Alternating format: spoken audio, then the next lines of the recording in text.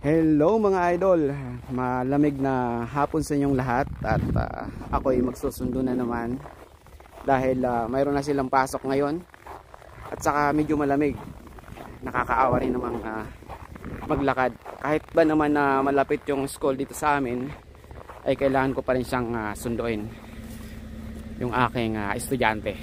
Yan. Tatapon muna tayo ng sinabay ko na yung basura kasi pag lumabas dito kailangan meron kang mabibit-bit, nakakatamad yung palabas-labas.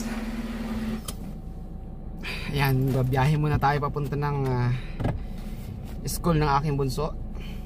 Malapit lang naman dito, mga 5 minutes lang kung lalakarin. Mga 7.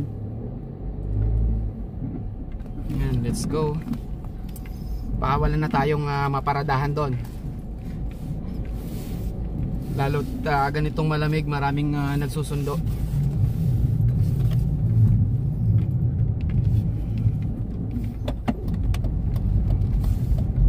Ako, wala na yata tayong maparadahan.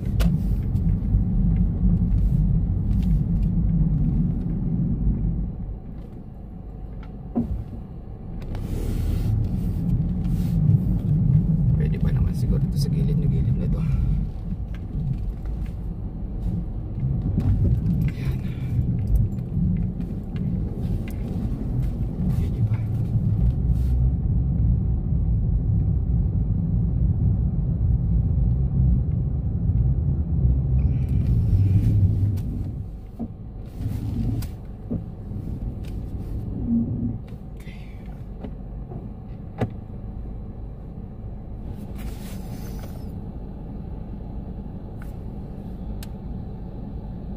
Ayan na yung pang 4 na bus.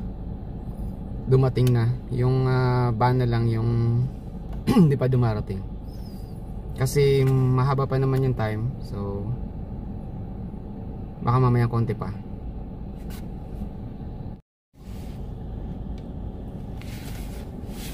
Ayan, talis na rin yung mga ibang bus dahil nakasakay na lahat ng mga ng mga estudyante ng mga susunduin nila. Puno pa yung ng parking lot, kaya paalisin muna namin lahat ito, yung mga bus at saka yung ibang mga nakaparking dito.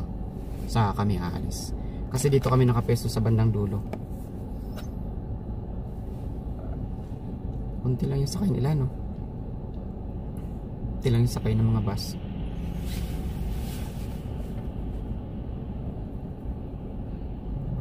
Ito maraming sakay, kunti lang din wala.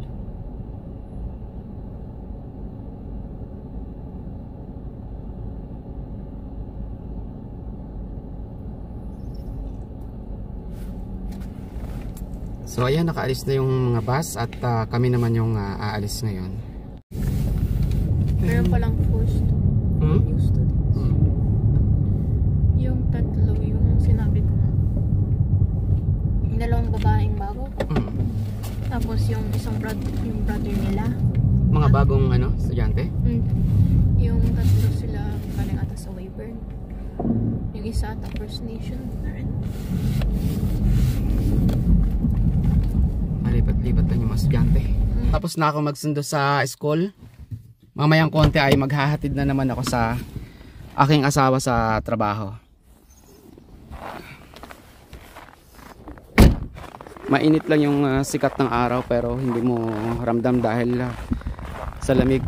Ayan nga at doble yung aking jacket. Meron akong pang ilalim kasi medyo lamigin talaga ako.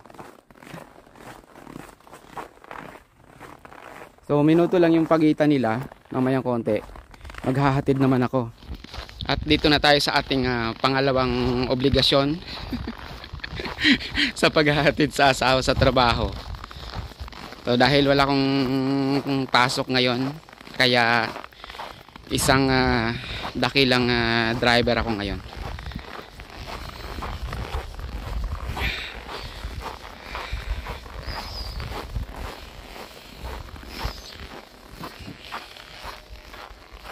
Silaw lang, yung araw,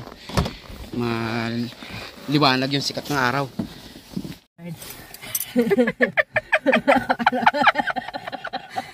Aalis na sana kami, hindi ko pa pala napapaandar yung sasakyan. sabi ko pa, bakit parang hindi tumutunog yung sasakyan? Pag ganun ka ng manubela, parang may iba. Mahirap pag itong nalalamigan yung utak eh. Sumobra yata yung lamig ngayon ng panahon, kaya ano. Kanina pa akong daldal ng daldal, hindi ko pala in-start yung sasakyan. Ayan, ito sigurado ng ano. Sigurado ng tatakbo na yung sasakyan. Hindi ko pala na-start kanina. Bihirang buhay ito.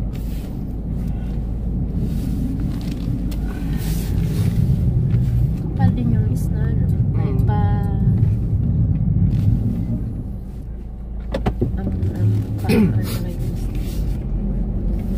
mas lalo na kung magaspang yung ano niyan, yung snow. Hindi na yan ito matutunaw. May tatawid kaya hihinto muna tayo. Dito kasi, dito sa Canada, priority talaga dito yung mga ano, yung mga pedestrian. Pag may nakita kang tatawid, bibigyan mo talaga sila ng ano para makatawid.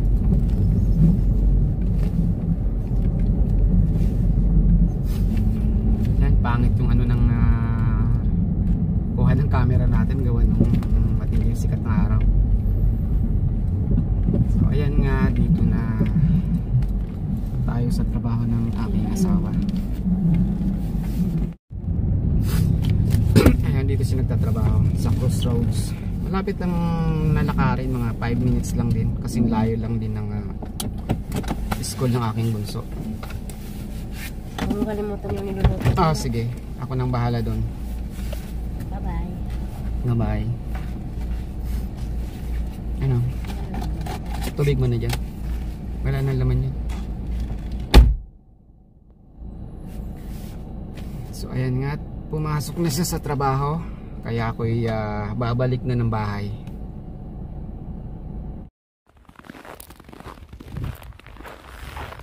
Yan, tapos na akong maghatid sa aking misis. Kaya balik bahay na uli. Tatapusin ko yung niluluto niya. Ako na naman yung taong bahay ngayon. Sa bagay, pag ganitong walang pasok, ganyan lang yung gawa ko. Susundo sa hapon sa aking bunso at maghahatid sa kanya sa trabaho pagkatapos. At ako ang magtutuloy ng mga natirang mga gawaing bahay. So sige mga idol, maraming salamat. At yan ang aking susunod na gagawin pagkatapos kong gumawa ng mga gawaing bahay. See you mga idol. Bye bye.